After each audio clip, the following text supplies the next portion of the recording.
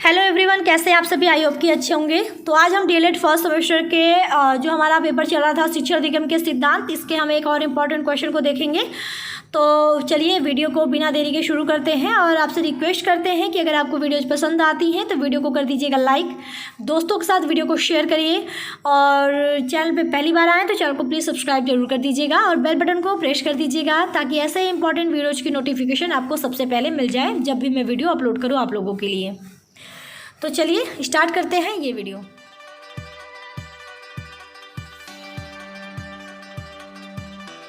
तो यहाँ पे देखिए डीएलएड फर्स्ट सेमेस्टर मैंने लिखा है क्योंकि ये डीएलएड फर्स्ट सेमेस्टर वालों का नोट्स होगा और पेपर जो हम अभी आप लोगों के साथ शेयर कर रहे हैं वो है शिक्षा अधिगम के सिद्धांत।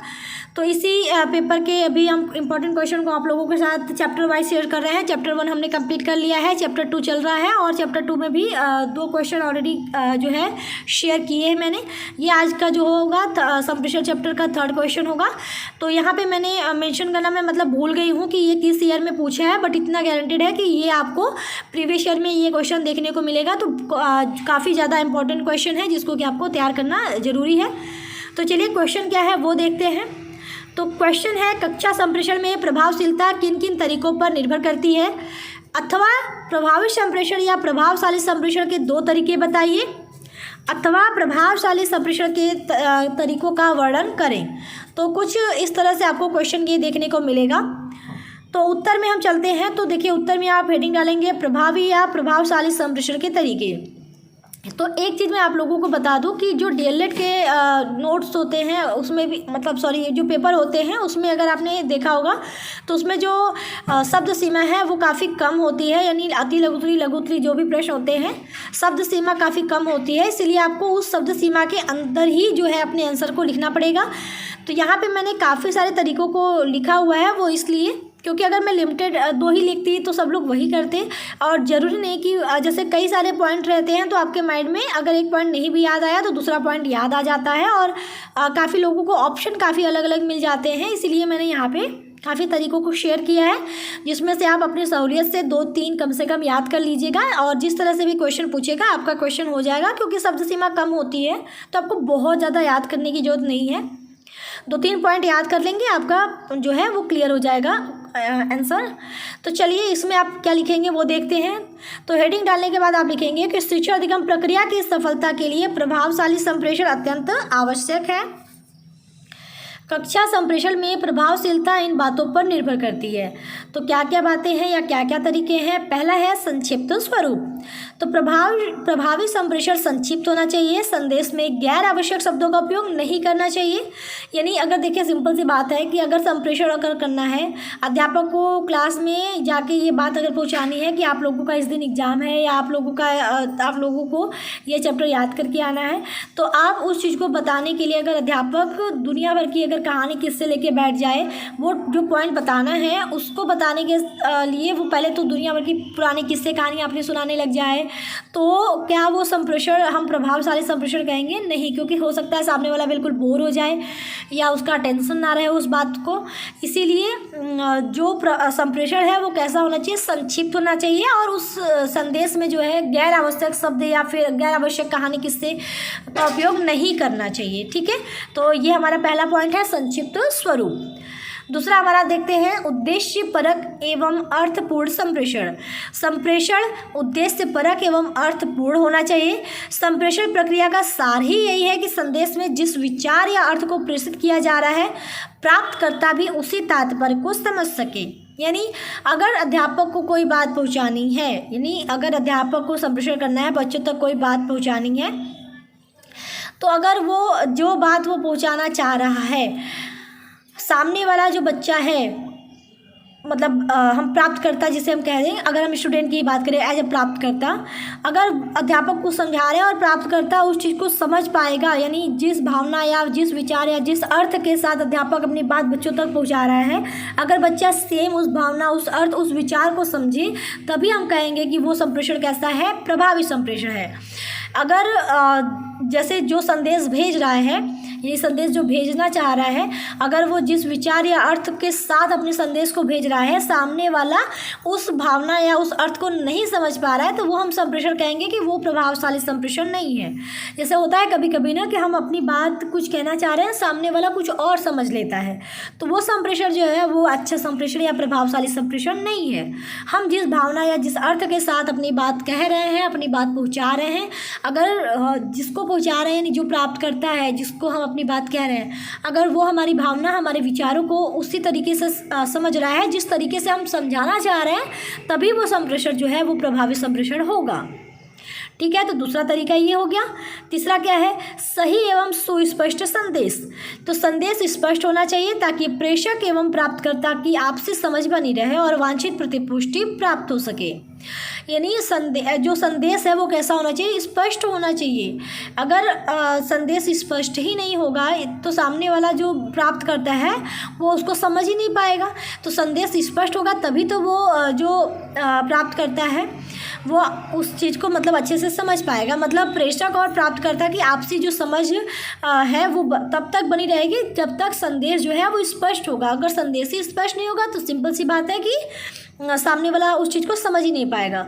एग्जाम्पल के तौर पे कैसे आप समझिए कि अगर जैसे आपने एक नोट लिखा अपने फ्रेंड को, तो उसमें आपने इतनी घटिया लैंग्वेज में लिखी, मतलब लिखने का जो तरीका है मैं बता रही हूँ, घटिया इन द सेंस नहीं बोलेंगे, मतलब ये ऐसे लिखा, मतलब आपकी लिखने की स्किल ऐसी है कि सामने वाले को समझ में नहीं आया। कभी कभी तो हमें खुद की ही हैंड राइटिंग नहीं समझ में आती है। जैसे हम एग्जाम में अगर क्वेश्चन लिखते हैं तो स्टार्टिंग के पेजेस हमारे बहुत अच्छे लगते हैं, लास्ट में जाते जाते हम खिचड़ी कर देते हैं।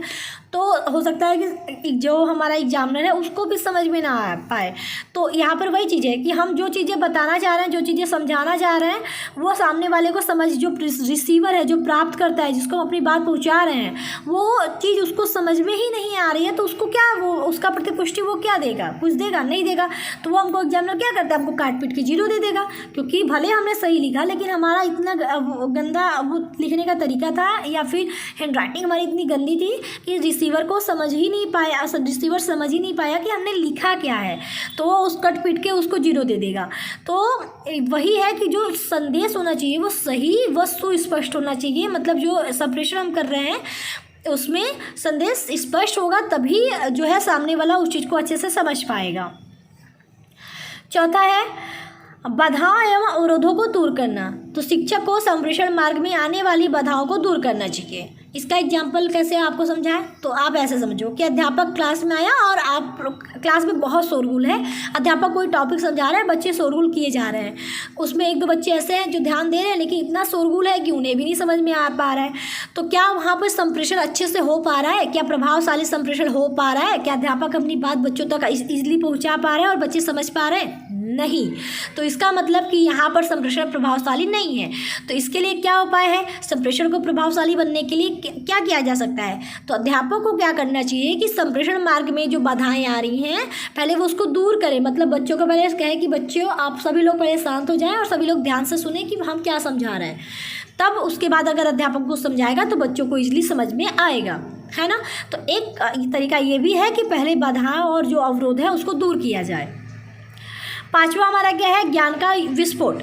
तो शिक्षक को ज्ञान प्राप्ति के लिए ऐसे उपाय अपनाने चाहिए जिससे कम समय में अधिक ज्ञान प्राप्त हो सके। मतलब अगर ज्ञान प्राप्ति के लिए अध्यापक क्या करे कि कुछ ऐसे उपाय अपनाए जिससे कि क्या हो, उसका टाइम भी बच जाए, यानी मतलब काफ़ी कम समय में वो ज़्यादा से ज़्यादा ज्ञान प्राप्त हो सके उसे। इसका ये भी तरीका है कि जैसे शिक्षक को अपनी बात पहुंचानी है बच्चों तक, उसके पास टाइम कम है और उसको बच्चों तक अच्छे से सारी चीज़ें समझानी है। अगर कोई टॉपिक है तो अध्यापक क्या करे, कुछ ऐसे उपाय अपनाए जिससे कि कम टाइम में अपनी बात बच्चों तक अच्छे से पहुंचा पाए। तो उसके लिए सबसे अच्छा तरीका क्या है? तो आप लोग खुद जानते हैं कि जो शिक्षण अधिगम सामग्री होती है, जैसे सर्वदृश्य सामग्री होती है, तो उसके उपयोग से हमारा जो संप्रेषण है वो प्रभावशाली भी बनता है, कम समय में बच्चों तक सारी चीज़ें पहुँच जाती हैं अध्यापक जो समझाना चाहता है। तो ये पहला हमारा 5वां तरीका यही है कि कुछ ऐसे उपाय अपनाने चाहिए शिक्षक को ज्ञान प्राप्ति के लिए जिससे कि कम समय में जो है ज़्यादा से ज़्यादा ज्ञान प्राप्त हो सके। तो छठा पॉइंट हमारा क्या है? व्यक्तिगत विभिन्नताओं का ध्यान। तो शिक्षक को कक्षा संप्रेषण में सभी छात्रों की व्यक्तिगत विभिन्नताओं को ध्यान में रखना चाहिए। शिक्षण कार्य ऐसा करना चाहिए कि सभी छात्रों की आवश्यकताएं पूर्ण हो सकें।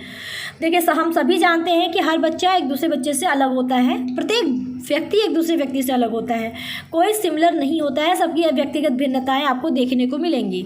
तो क्लास में भी यही होता है, सभी बच्चों की व्यक्तिगत विभिन्नताएं होती हैं, यानी बच्चा अलग अलग होता है, सबकी याद करने की, सीखने की या हर एक तरीके से उनकी जो चीज़ें हैं मतलब व्यक्तिगत रूप से देखा जाए तो वो बिल्कुल अलग अलग होते हैं।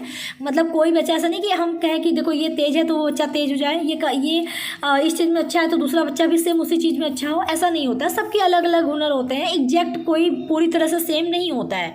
तो शिक्षक को क्या करना चाहिए कि कक्षा संप्रेषण में सभी बच्चों को ध्यान में रखना चाहिए। मतलब अगर वो कोई टॉपिक पढ़ा रहा है, ऐसा नहीं कि केवल तेज बच्चों को लेके पढ़ा रहा है या केवल कमज़ोर बच्चों को लेके पढ़ा रहा है, उसे सभी बच्चों की व्यक्तिगत जो विभिन्नताएं हैं उसको ध्यान में रखकर ही शिक्षण कार्य करना चाहिए, ताकि सभी बच्चों की जो आवश्यकता है वो पूरी हो पाए, सभी बच्चे उस चीज़ को अच्छे से समझ पाए। तो ये हमारा छठा पॉइंट रहेगा कि व्यक्तिगत विभिन्नताओं का ध्यान रखना भी एक प्रभावी संप्रेषण के लिए काफ़ी महत्वपूर्ण तरीका होता है। सातवां है नवीन सामग्री का प्रयोग। तो नवीन सामग्री या उपकरण जो विज्ञान ने हमें दिए हैं उनका प्रयोग करके संप्रेषण कम खर्चों में सहज एवं प्रभावी बनाया जा सकता है। यानी अगर हम जो जैसे शिक्षा अधिगम सामग्री की अभी मैंने बात करी थी, तो जो नवीन सामग्री या उपकरण हैं जो कि विज्ञान द्वारा हमें मतलब मिल रहे हैं, रोज़ नए नई चीज़ें आ रही हैं हमारे सामने, तो अगर हम उनका उपयोग करते हैं संप्रेषण में तो देखिए कम खर्चों में हमारा जो है संप्रेषण काफ़ी सहज और प्रभावी बनाया जा सकता है। जैसे एग्जाम्पल के तौर पे कक्षा में जैसे अध्यापक कोई टॉपिक पढ़ा रहा है तो शिक्षा अधिगम सामग्री का उपयोग कर रहा है, तो उससे क्या हो रहा है कि संप्रेषण बेहतर हो रहा है, प्रभावी हो रहा है।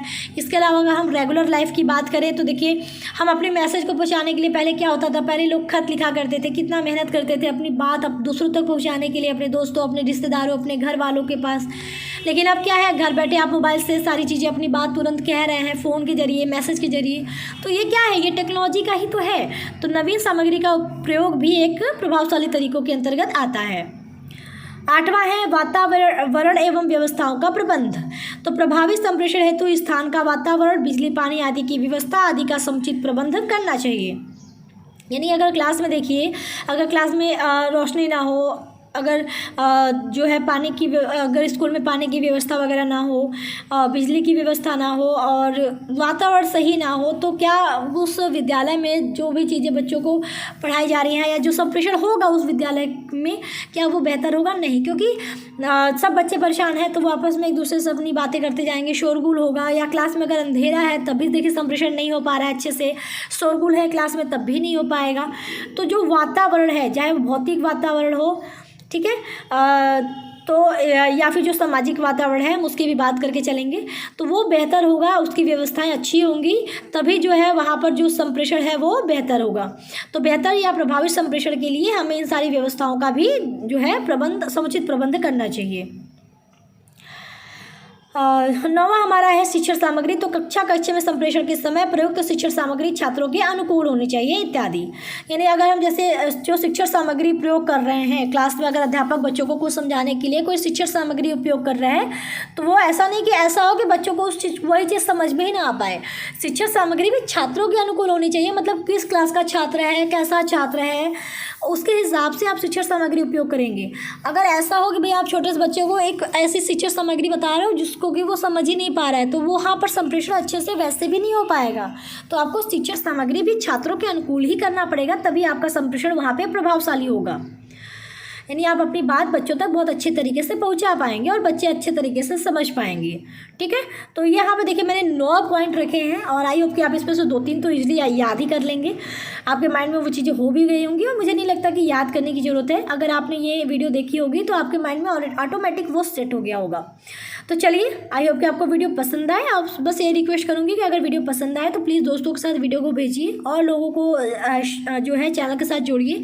ऐसे ही मैं आपको डीएलएड फर्स्ट सेमेस्टर के बहुत सारे नोट्स शेयर करूँगी, तो चैनल के साथ जरूर जुड़े रहिएगा। तो चलिए मिलते हैं नेक्स्ट वीडियो में, तब तक के लिए टेक केयर, बाय बाय, जय हिंद।